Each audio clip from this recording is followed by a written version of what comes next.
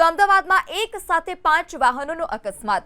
ISKCON bridge પાસે 3 car, 1 રિક્ષા અને 1 bike વચ્ચે અકસ્માત। કર્ણાવતી ક્લબથી ઇસ્કોન તરફ જતા છેડા પર આ અકસ્માતની ઘટના।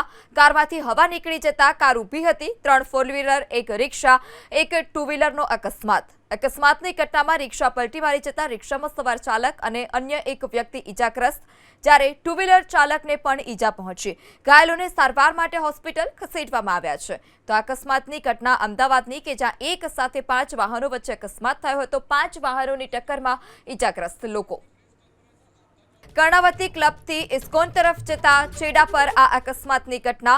કારમાંથી હવા નીકળી જતા કાર ઊભી હતી। 3 4 વ્હીલર, 1 રિક્ષા, 1 2 વ્હીલરનો અકસ્માત। અકસ્માતની ઘટનામાં રિક્ષા પલટી મારી જતા રિક્ષામાં સવાર ચાલક અને અન્ય એક વ્યક્તિ ઈજાગ્રસ્ત, જ્યારે 2 વ્હીલર ચાલકને પણ ઈજા પહોંચી।